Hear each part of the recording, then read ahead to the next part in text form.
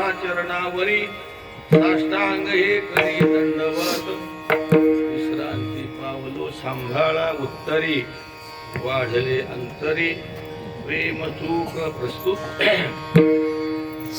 महात्म्यांच्या साधूच्या संतांच्या एकनिष्ठ वारकऱ्यांच्या सेवेसाठी घेतलेला अभंग श्रीमंत श्री जगद्गुरु जगदवंद्य संत श्रेष्ठ महाराष्ट्र भूषण तुकोबाराय प्रासंगिक असा अभंग आहे. तुकोबारायांच्या आयुष्याच्या शेवटी जरा कर्णमुळी सांगो आले गोष्टी मूर्तीचे भेटी जवळी आली. त्यावेळेला तुकोबारायांनी जे प्रकरण तयार केलं त्याला म्हणतात निर्वाण प्रकरण. काय म्हणतात? निर्वाण. आणि त्या निर्वाण प्रकरणातील हा अभंग आहे. कारण आजचा हा प्रसंग अतिशय गोड आहे. गोड म्हणजे का म्हणायचं? कारण देवाच्या सेवेपेक्षा ही संतांची सेवा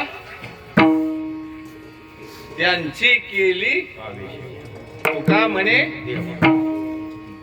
म्हणून तुम्ही म्हणाल पांडुरंगा करू म्हणलं नाही, महाराज बिघडल्यासारखं करायला लागलं काय आता. पण आज त्यांना मान नाही बर का, मान नाही. तुडवायचं नाही पण मान नाही. मान कोणाला? त्यांची केल्या पावे. अहो काय त्यांचा अधिकार आहे सांगा. असे जे महात्मे गेले दिगंबर ईश्वर विभूती राहिल्या त्या कीर्ती जगा माझी. वैराग्याच्या गोष्टी ऐकल्या कानी आता ऐसे कोणी. आता परत आमचा नाना येणार आणि मी असं म्हणतो जरी यायचं असेल तर हरिदासाचे गुळी मज उपजवा या न्यायानं ते येतील. पुन्हा पुन्हा नसतो महात्मा आलं का लक्षात. पण कळतो कधी? शूर ओळखावा आणि साधू मरणी. याचा अर्थ मरणोत्तर. म्हणून तुकोबारायांची जी या प्रयाण काळातली जी काय भाषा आहे बघा, ते सर्व अभंग तुम्ही बघा. तुकोबारायांच्या निर्वाणासाठी भगवान परमात्म्याने जे प्रयाण केलं, देहू मध्ये 14 दिवस राहिले तुकोबा. कोण? देव. कधी गेले होते? दशमीलाच. पाहुणे घराशी आजी आले काय करू उपचार मुडकी दरदरीत पाण्या माझी रांधलेल्या मुखशुद्धी वगैरे वगैरे. कारण पहा आपण सुज्ञ माणसा. तर तुकोबारायांचं निर्वाण जे झालं ना त्यावेळेला आणि त्यांच्या उभ्या आयुष्यामध्ये त्यांच्या समवेत जे काही 14 जण होते. कोण होते? 14 जण. 14 टाळकरी ज्यांना म्हणतात. अलग लक्षात. त्यातल्या एका टाळकरीची आज पुण्यतिथी आहे. विठ्ठल मला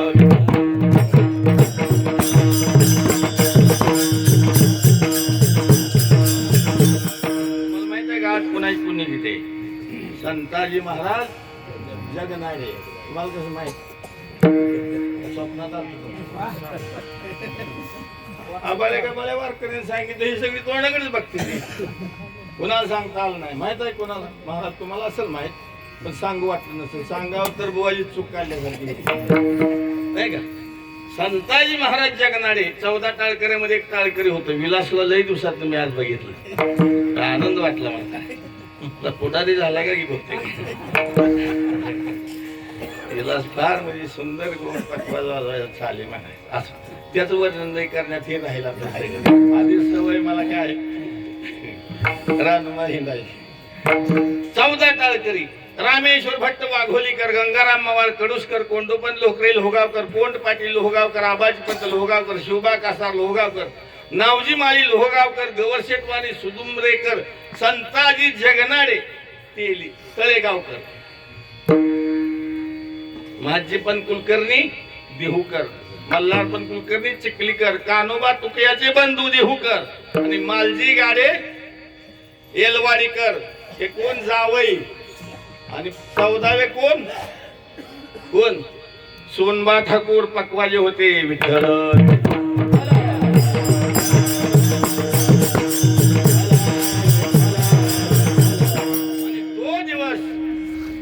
संताजी महाराज यांचा अधिकार सामान्य नव्हता. ते कोण होते? तुकोबरायांचे लेखक होते. लेखक तुकोबरायांची जी गाथा, त्या गाथ्याचे लेखक संताजी महाराज होते. अलग लक्षात.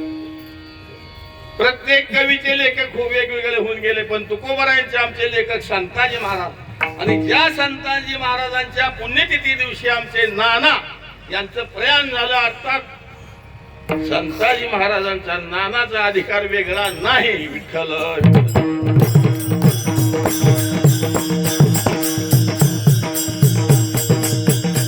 मला जास्त बोल वाटत नाही, मला गहिवरतंय लगेच, कारण माझा त्यांचा काळ, मी लहान होतो ते मोठे यांचे जोडीदार.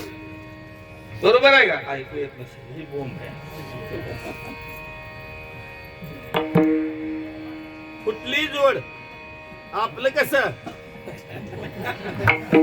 बरं आहे, बरं आहे, बरं आहे. येत नाही म्हणून आल्यावर काय वाट बघताय का?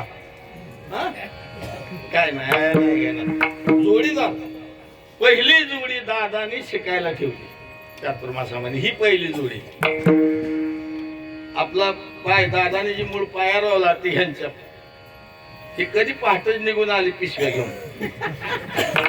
तुकाराम अजून आम्हाला म्हणायचे, तुकाराम शिरवळकर म्हणायचे, गेलेलेच माहित नाहीत मला दोघे. आली पळून. पुन्हा आमची एक जोडी, आमच्यातला बी एक पळून आला आहे का इथं? आमच्यातला बी एक पळून आला. अशा बऱ्याच बऱ्या अर्धा बारा जोड्या लावल्या, पण काय टिकल्या नाही. पण माझ्या बरोबर नाना म्हणजे माझे भावाचं नातं, माझे भाऊच माझे. पण इतका अज्ञाधारीपणा, प्रेमळपणा, श्रद्धाळूपणा, आवड, निष्पक्ष बोलणं, कुणाची निंदा नाही, चाहडी नाही, कुणाबद्दल द्वेष नाही, कुणाबद्दल मत्सर नाही, असा माणूस म्हणजे जे काही गीतेमध्ये लक्षण सांगितले त्या लक्षणामध्ये बसणारा माणूस. आणि भजन प्रिय, आवाज गोड. मी जिकडे न्यावं तिकडे त्यांनी यावं, कधी नकार दिला नाही. नाना आपल्याला इकडे जायचं, चला निघाला पिशवी. काय मुक्ताबाईने ऐकत नसायचं, तून ती परपंचा बघ म्हणायचं. प्रपंचात चित्त नव्हतं, लक्षात घ्या तुम्ही.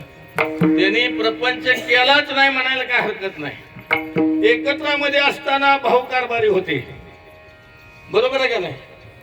थोरला असेल, 2 नंबरचा असेल मादनाना किंवा, पण नानाने कारभार हातात घेतला नाही, पैशाला स्पर्श केला नाही, उचापात्या केल्या नाहीत. काय लागतंय काय नाही, कमी जास्त कुणाचं देणं घेणं काय नसतं. स्थितप्रज्ञस्य का भाषा समाधिस्तस्य. ह्या न्यायानं नाना राहिले. आणि पुढेही मुलं कर्तबगार झाल्यानंतर, मुलं करायला आल्यानंतर त्यांच्या ताब्यात. म्हणजे नानाने प्रपंच हा केलाच नाही. आता मी सेवेला घेतलेला जो अभंग आहे ना, विठ्ठल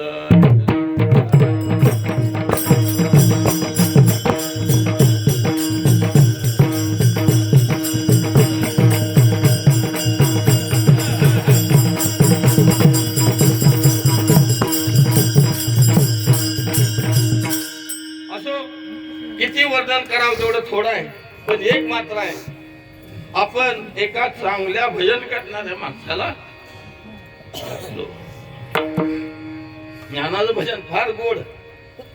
काय गवळणी आठवल्या तर अजूनही आमच्या डोळ्यामध्ये पाणी उभं राहत.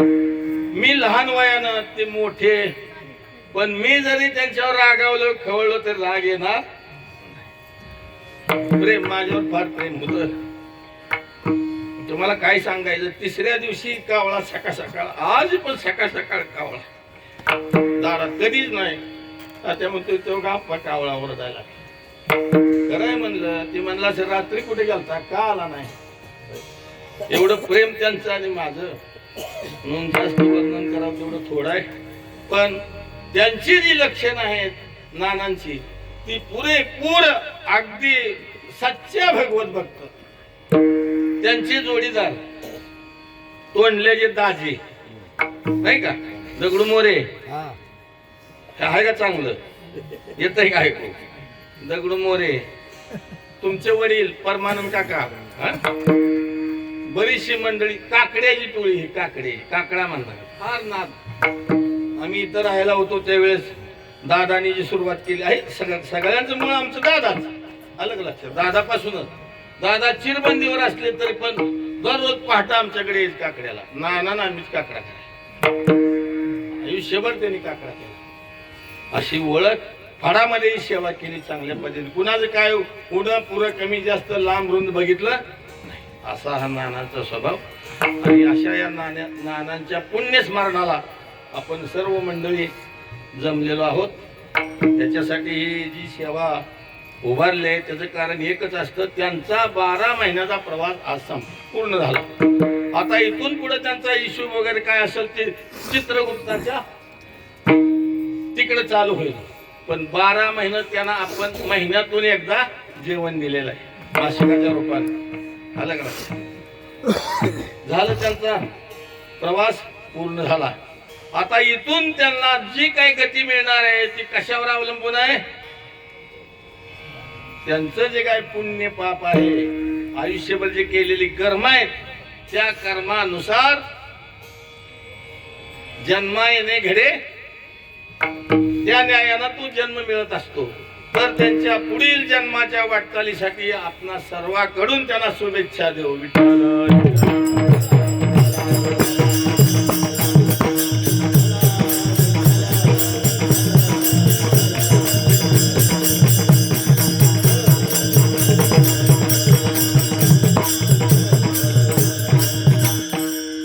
सेवेसाठी घेतलेला अभंग तुकोबारायचं निर्वाण प्रसंग.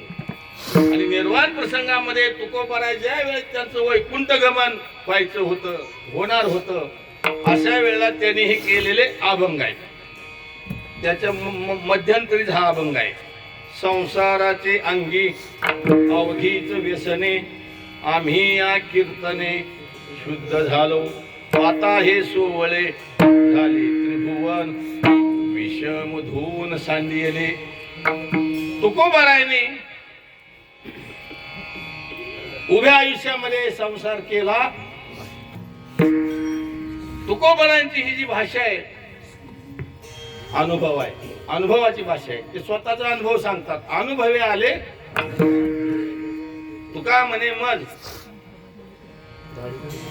हा विठ्ठल